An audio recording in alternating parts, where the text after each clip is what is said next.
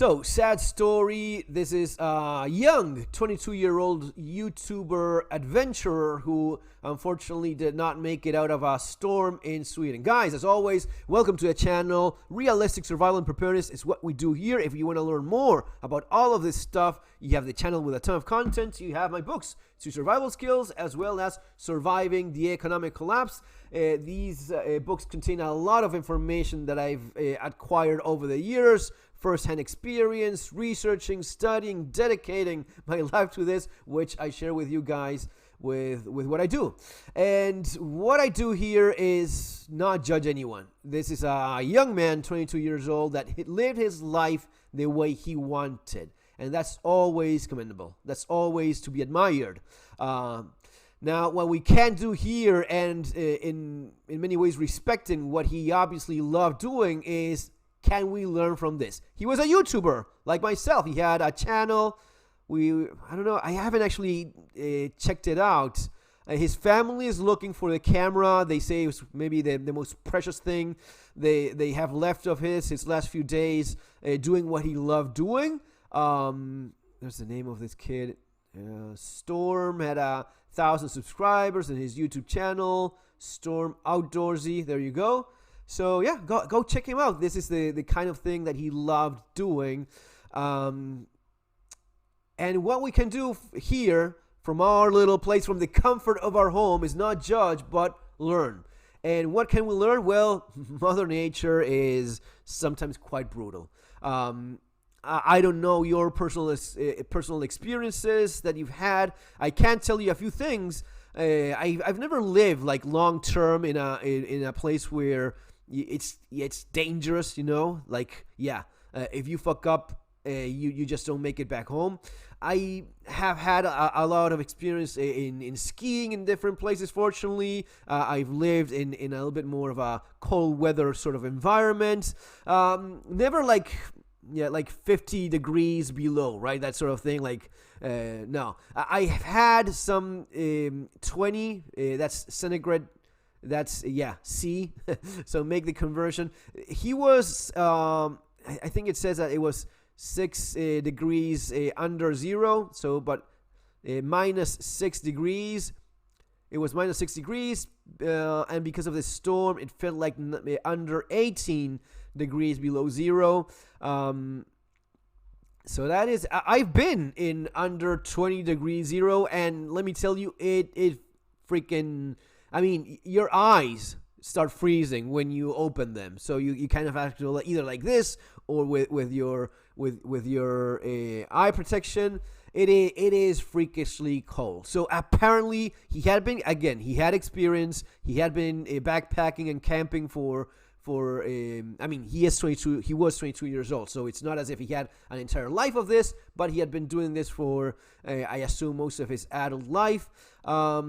And he knew what he was doing. He just underestimated the potential risks, as young people tend to do.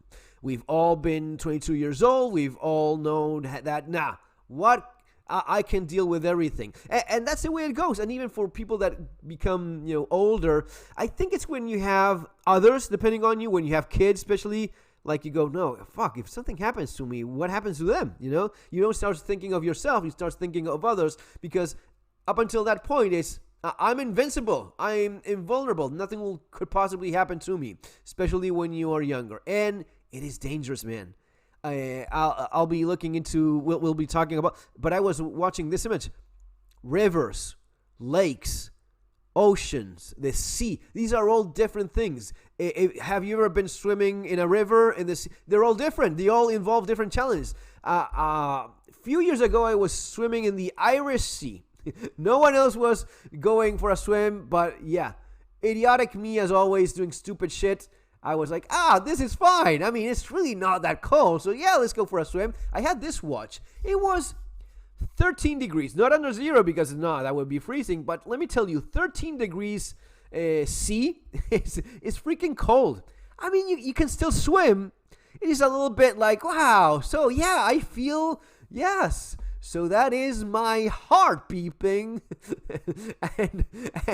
and the cold is a little bit yeah, that's interesting, but it wasn't as cold as swimming in a lake in Patagonia, and the trail of the 7 lakes. Yeah, that was freakishly cold. I was with a friend of mine. We were both doing the trail there in back in the day, and I mean, you're dirty. After several days of not having a bath, you start stinking, and you just want to wash a little bit. And my friend got up to his knees in the lake, and I was like, nah, let's go all in. I was swimming there.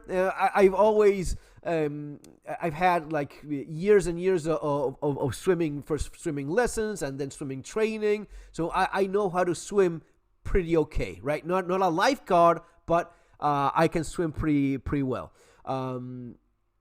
And I was like, yeah, fucking cool, man. But you know what? Let's go under. And I remember till this day, so many years later, I just got my head under the surface, and I was, that was fucking stupid, because you feel as if you're dying. So 13 degrees in the Irish Sea is like, yeah, you feel your heart beating in your chest. Whatever temperature that was in that damn lake, and it was summer, right? But it's still glacier.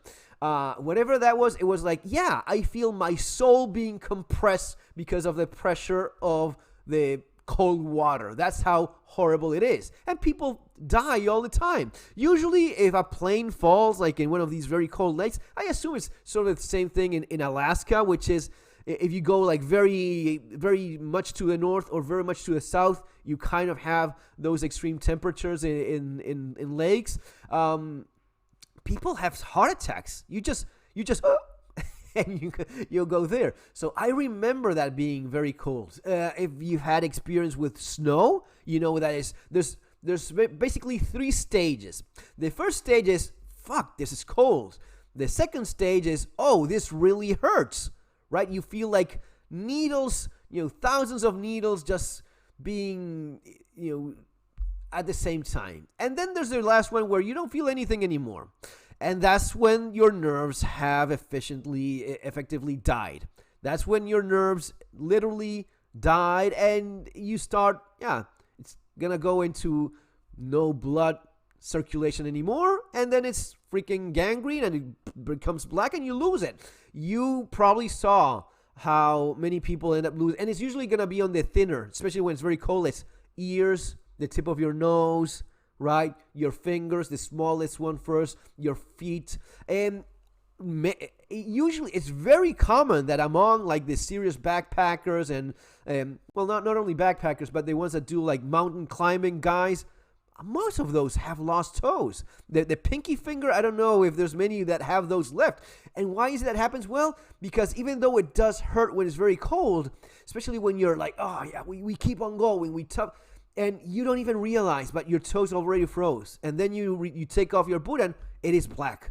And once it's black, that's when, there's a good chance that blood will not circulate again. If it was a certain amount of time, you will lose that little toe of yours, little part of your body. That happens when it gets very cold, right?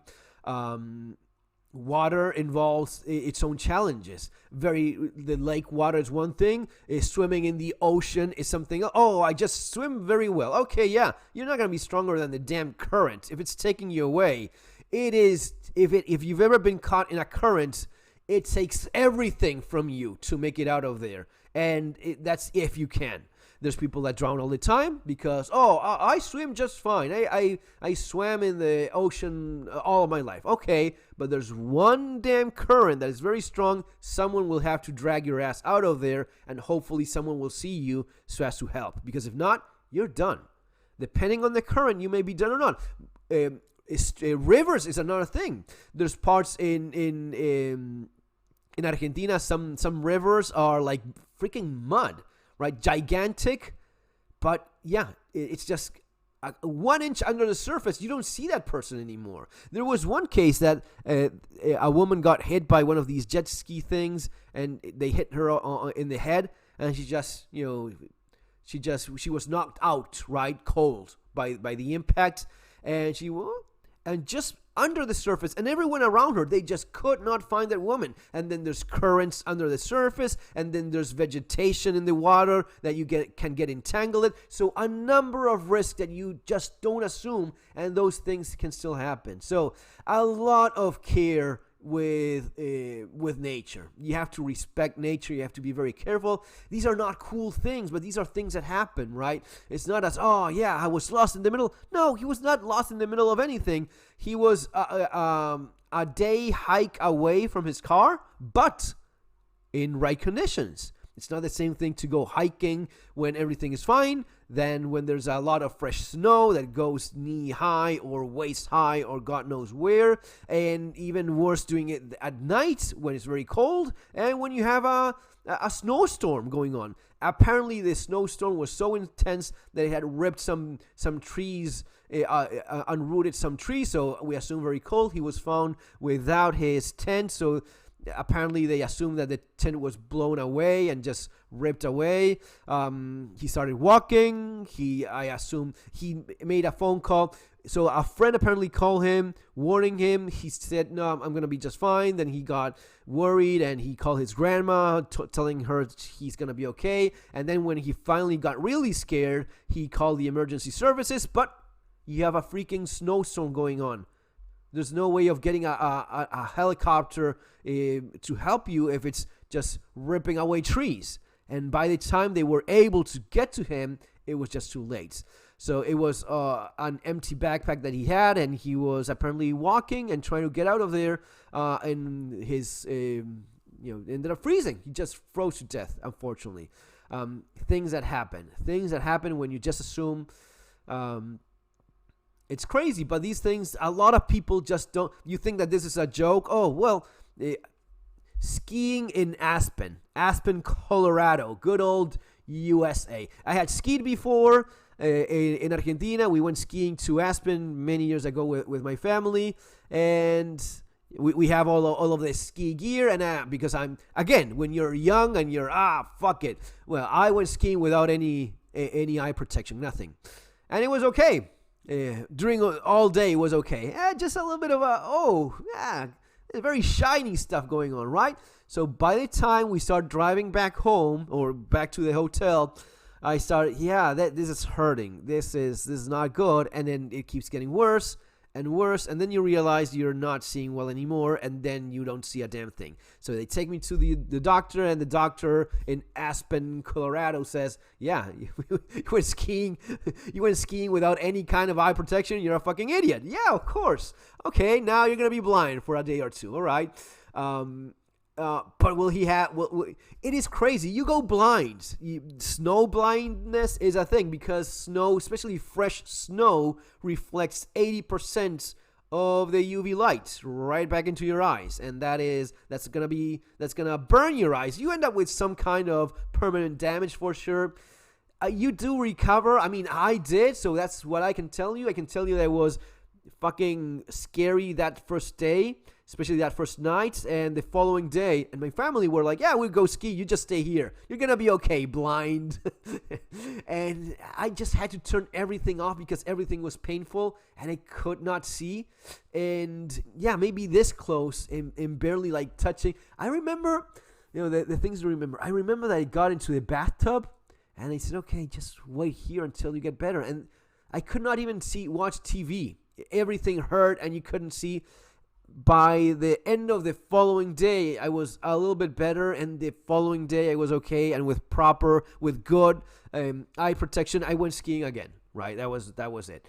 I don't know if it leaves some kind of permanent damage. I assume it does, but that's been my experience with this sort of stuff. But people don't know. If you've never gone through this, you don't need it. Yes, you do. If you're gonna ski all day long, or you're gonna walk all day long in the snow, you will end up damn blind. That's why the Eskimos would have these little things that even with bark they would make like a little mask with a little line. That's just to avoid having the full amount of UV right into your eyes. That's the thing that keeps you from going blind when when you have those conditions. So man, these are the things that happen. I'm so sorry for this young man's the outcome of his experience. But what was it better? To just not do anything in life?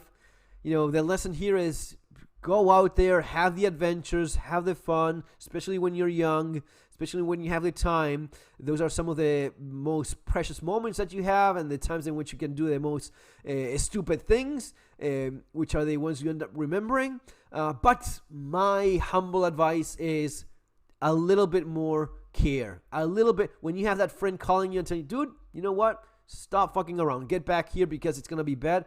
Pay attention. When you see, when you have the watch that tells you, oh, fuck, it's barometric pressure is dropping super fast, things don't look good, well, you find proper shelter, not the tent. If you're in this place and you have the potential snowstorm bad hitting you, just a little bit more careful, and that's it. That's what I have for you guys today. See you on our next video. Take care.